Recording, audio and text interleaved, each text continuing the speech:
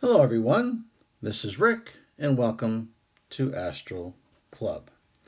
Today's episode is Haunted by a Succubus. Before I get into it, have a few announcements here. We have 3 new patrons who have joined Astral Club on Patreon. We have Cheddar Charles, who is an Astral Master, Scott Griffin, who is an Astral Master, and Bernard, who is an Astral Master. And they'll get early videos on Monday rather than having to wait to Saturday. They have a direct email so we can talk back and forth a lot easier. And they also get special patron-only content. I want to also announce that I've got playlists for anyone who doesn't know. And these playlists have all my episodes grouped by category.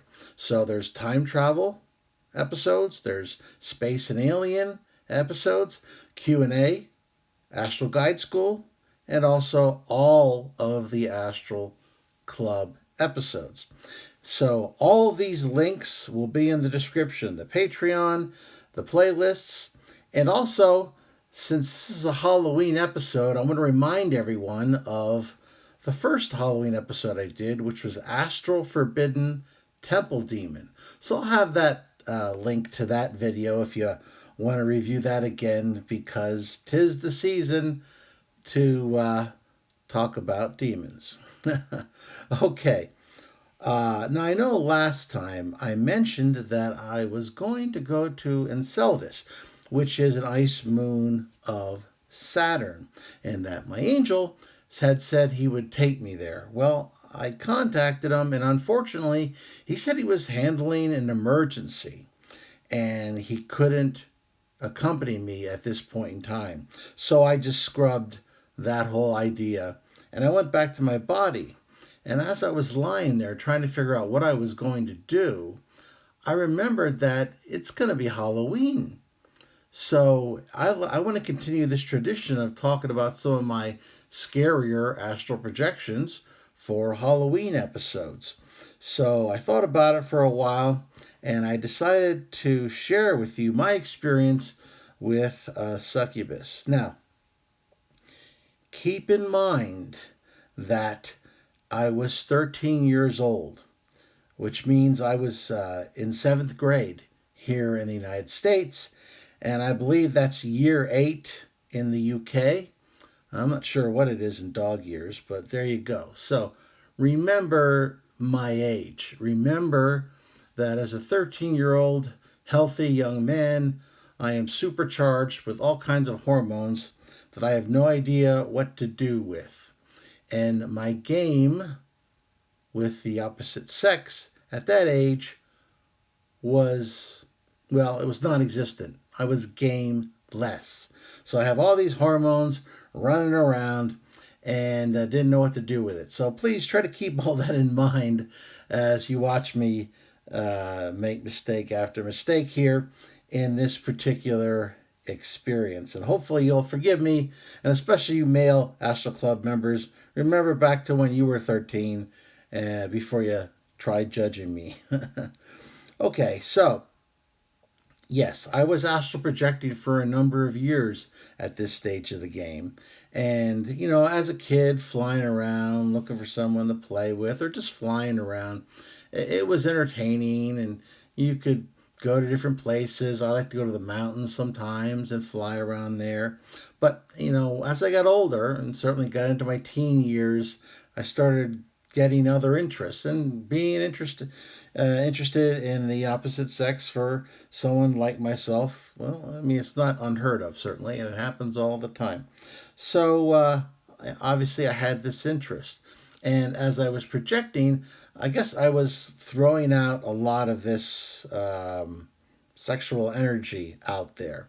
It must have been leaking out all over the place. So, one night, as I was beginning to leave my body, I found this very attractive female who I guess she'd been in a hurry to come visit me because she'd forgotten to get dressed.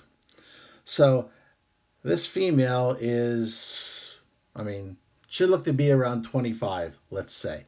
which to me was a grown woman, and she was extraordinarily attractive to me. And she hovered above me and looked down at me with very tempting type eyes. But then she laid eyes on this Bible that I had next to my bed. And now I wasn't a Bible thumper. I was, at that age, you get confirmed in the Lutheran Church. And I was going through confirmation procedures, and one of the tests was you had to memorize all the books of the Bible and you had to read certain passages. So I had the Bible next to my bed, and she took one look at it and she kind of hissed and shied away and said that I have to get rid of that, and if I do, then she will visit me again tomorrow night. Then she left. Now, I kind of reintegrated with my body at that point in time, and my mind was telling me this is not a good thing that just happened.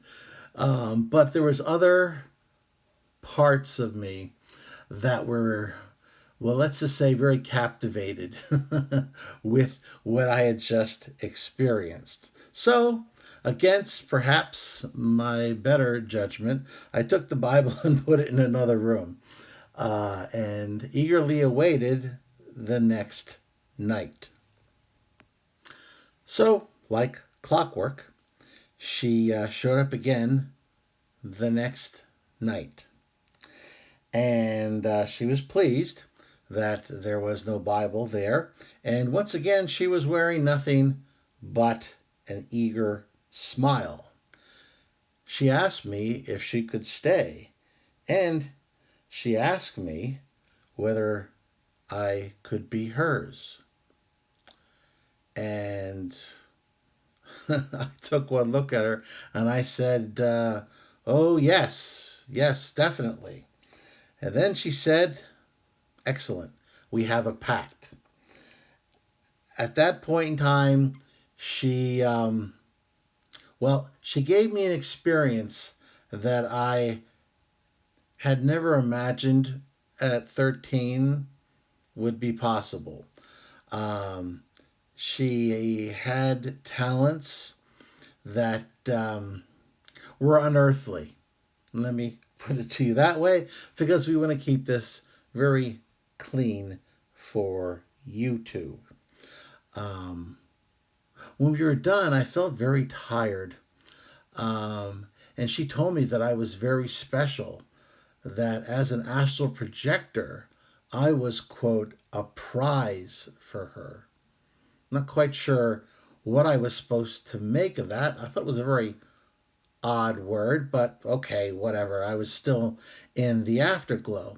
And I asked her name, and she said, we don't really have names like you humans do, but you can call me Lilith if you like. And so I said, okay, fine, that's what I will call you. And I asked her, will I see you again? And she said, oh yes, you are mine. And then she disappeared. Well, Lilith visited me nightly, every night for the next few weeks. And sometimes I would be in my body when she was caressing me. Other times I would leave my body, and then we would have this merging type experience that was fantastically pleasurable. But I couldn't read her like I could humans, because I had done it once before with a human, but I couldn't read her. All I could read was coldness, I guess is the best way I could explain it. But the overwhelming sensations was just, I think, too much for a 13-year-old boy to handle. So this went on for several weeks, and I was getting more and more tired. I was always good in school, but I was kind of drifting off in school. I gotten in trouble once or twice for falling asleep. I just felt tired and weak, and I didn't understand why. I mean, I was eating like I always do, but I was just getting weaker and weaker. And then one night she came, and after we were done, she asked if she could bring her sister. Well, I thought, okay, the more the merrier. After all, these are the stories that they talk about in Playboy magazine, right? So that next night, yes, she brought another sister with her, and they both, I guess you could say, worked on me. Um, and it was quite the experience. But then that next morning, I was just so tired that my mother said I looked like death warmed over. I remember that was her exact expression. So she told me I was staying home because she thought I was sick. And so I just stayed in bed and had ginger ale and toast and I think some chicken noodle soup. That night, Lilith showed up again with her sister in tow. But I said, look, I need some time off. I'm just too tired. I need to sleep. This is just taking too much out of me. She looked disappointed, and I saw a tinge of anger in her eyes. But she said, I will give you 3 days. If you agree that on the fourth day you will visit my home with me.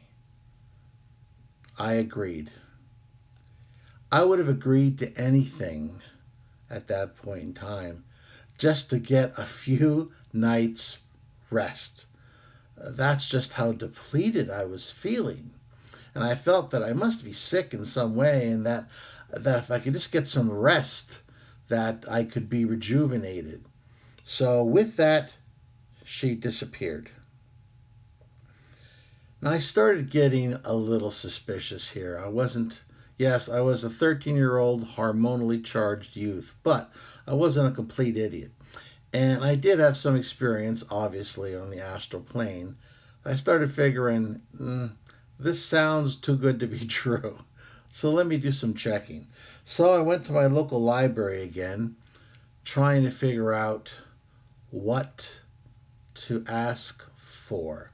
So I went up to my local librarian, who was about 1,000 years old, and asked if she had any information on female demons. She looked at me strangely, as she always did, because I was always asking for things like that, or astral projection, or the occult, or communicating with spirits. So she just took it in stride and showed me to a particular book that actually went back to incidences in the Middle Ages.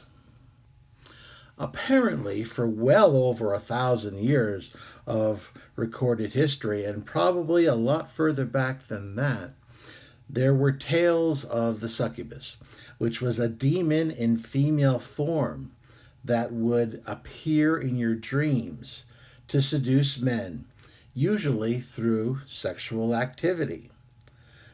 Now, it was the next part that really got my attention, though. And it said that according to religious traditions, repeated interaction with a succubus can cause poor physical or mental health and even death. Now, that woke me up because that's how I was feeling. I was feeling drained physically and mentally. I could hardly think. I could hardly get out of bed. I was falling asleep in class when I went to school. And I knew this had to stop. And at least now I had some information to go on. So when the fourth night happened and she showed up alone. And she told me it's time to go. Well, I refused. But she said, we had a pact, and you must come with me. And with that, I was violently torn from my body and whisked away. Now, I lost consciousness. And when I regained it, I was underground in some huge cavern. Now, the ceiling was filled with stalactites, but the rest of the chamber, at least as what I could see of it, because it seemed to go on and on and on and on, but the light got dimmer and dimmer, so I couldn't see further along. But it looked like what in my mind would be a sultan's harem room, where all the women would be reclining on big plush pillows and sedan chairs and lounges and what have you. And all of these women were either sky-clad, as I believe the Wiccans call it, or were very, very lightly clothed. And they were all different, but they were all extraordinarily attractive.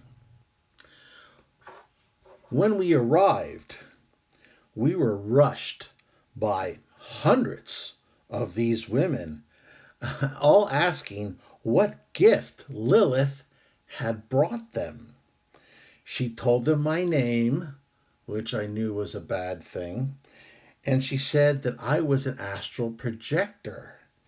And they all oohed and awed and said, "Ooh, what a prize you have snared. We are jealous." Once again, there's that word prize again, and I did not like the word snared.